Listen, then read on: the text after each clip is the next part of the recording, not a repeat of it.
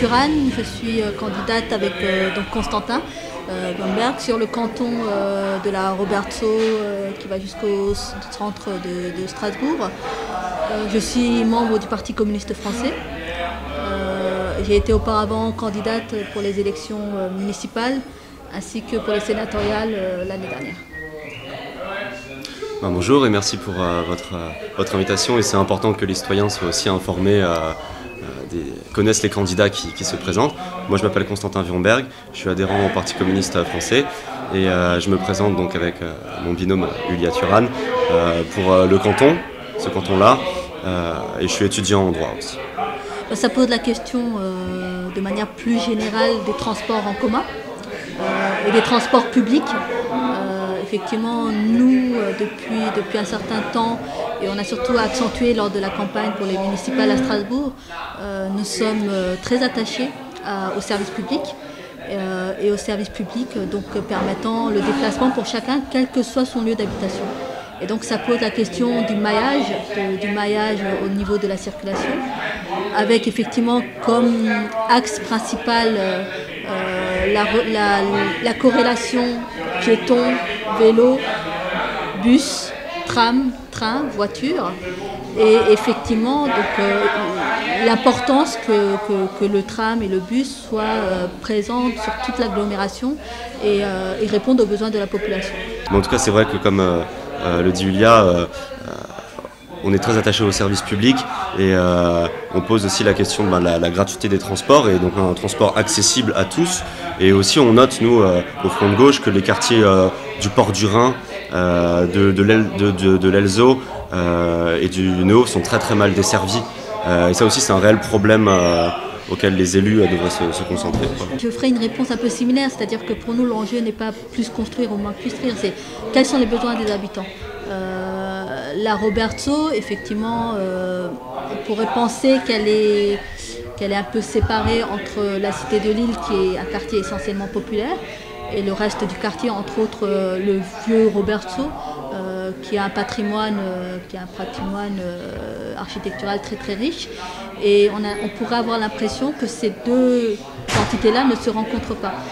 Alors que pour nous, justement, la cité de Lille, qui a aussi une population jeune, très jeune, est un atout qu'il faut mettre au service de l'ensemble du quartier de la Roberto et qui justement pourrait permettre de développer une dynamique autre que celle que nous connaissons actuellement. Nous, au Front de Gauche, évidemment, on est pour les énergies propres et renouvelables et la géothermie en fait partie.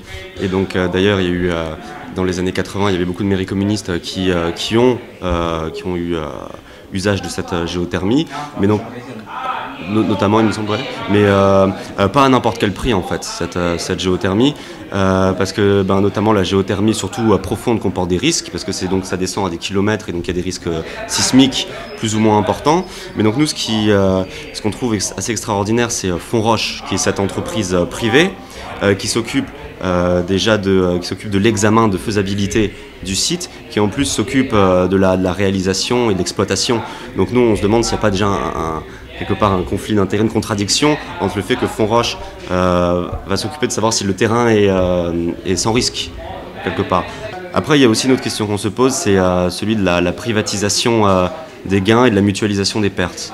Aussi la question qu'on se pose au Front de Gauche, c'est si jamais il y a des pertes, il y a des risques, etc., qui est-ce qui va renflouer ces pertes en fait. De la démocratie, qui n'est pas qu'une question qui touche les habitants de la Roberto, mais plus une question d'ordre général, où on est quand même dans une période où il y a une méfiance à l'égard des institutions, il y a une méfiance donc forcément à l'égard des élus. Et la réforme territoriale, j'ai envie de faire un petit clin d'œil quand même à la question de départ, la réforme territoriale ne permet pas forcément de redonner confiance aux citoyens et aux citoyennes et aux citoyens. Voilà, donc déjà il y a un point d'interrogation sur la question de comment faire pour que les institutions répondent au mieux aux besoins des populations. Et avec la réforme territoriale, on est plus comment faire pour que les institutions répondent aux besoins des financiers et du privé. Nous, on pense que les forces vives du quartier, c'est-à-dire les associations, que ce soit les associations culturelles, les associations sportives, sont des vecteurs et aussi des indicateurs de la réalité, de la dynamique du quartier. Et en tant qu'élu, on pense que donner un poids et j'ai envie de dire même un pouvoir à ces associations est un moyen justement de permettre de regagner la confiance et de faire ce travail de proximité. Après, d'autres formes, alors elles existent dans certaines municipalités où elles sont en expérimentation. On est dans une période où justement les formes actuelles d'institutions sont en train de se déliter et d'autres formes justement pour amener le citoyen à être acteur de son devenir sont à chercher ou à trouver. En termes d'expérimentation, effectivement, tout ce qui est autour de réels conseils consultatifs ou de conseils participatifs où les habitants sont acteurs dans le sens où ils ont connaissance des dossiers, ils peuvent donner leur avis sur les dossiers et également des dossiers qui sont pris en charge par le service public et non par des entreprises privées.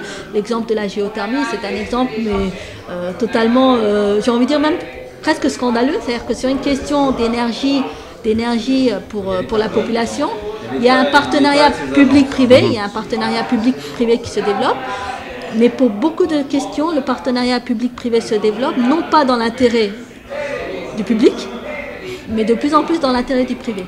Pour nous, le Conseil général, les compétences, il me semble, qui ne devraient pas disparaître, en fait, j'ai envie de dire, ce sont celles qu'il a actuellement, c'est-à-dire tout ce qui touche à la solidarité. Donc la solidarité, c'est-à-dire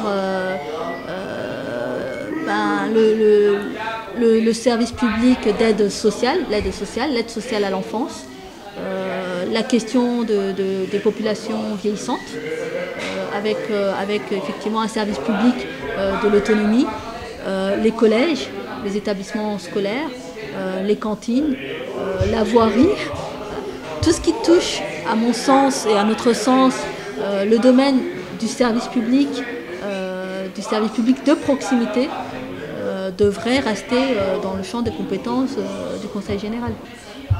J'ai envie de répondre que être élu n'est pas un métier, donc ne devrait pas être une activité professionnelle à temps complet, voire plusieurs activités professionnelles cumulées. Comment est-il possible qu'une même personne puisse à la fois répondre aux besoins en siégeant au conseil régional, au conseil général, à la municipalité, tout en sachant que ça pose aussi la question quelque part des conflits d'intérêts, puisque un conseil général ou un conseil municipal peut se positionner totalement différemment, puisque ce n'est pas les mêmes lignes budgétaires, ce n'est pas les mêmes intérêts, ce n'est pas les mêmes attentes. Donc ça pose cette question déjà d'emblée. Notre combat, en mettant vraiment dans le sens noble du terme, c'est effectivement arrêter à mettre un frein, une résistance à cette politique d'austérité qui se décline à tous les niveaux, au niveau national et au niveau local. Et nous pensons que les élus, quel que soit le niveau de compétence, que ce soit à une municipalité ou sur un canton, peut jouer ce contre-pouvoir en développant plus de services publics de proximité, en répondant aux besoins des populations, en les préservant de cette logique de compétitivité et de concurrence. Vraiment, on est aussi axé vraiment contre les politiques d'austérité qui cassent le service public et qui du coup appauvrissent les gens qui sont déjà dans le besoin et qui ont déjà tellement de mal à vivre, alors que pourtant notre pays n'a jamais été aussi riche. C'est quand même une question très importante et qui va continuer de mettre des sous dans les poches de ceux qui ont déjà énormément d'argent. Mais notre objectif, avant tout, c'est de faire connaître nos propositions. Oui, vraiment. De montrer qu'il est possible de faire autrement, de la politique autrement, mais également de renverser ce rouleau compresseur, à l'exemple de Syriza, même si la situation en Grèce est complexe et compliquée. Mais cet exemple montre qu'il est possible de faire autrement et de mettre les politiques au service des populations et non le contraire.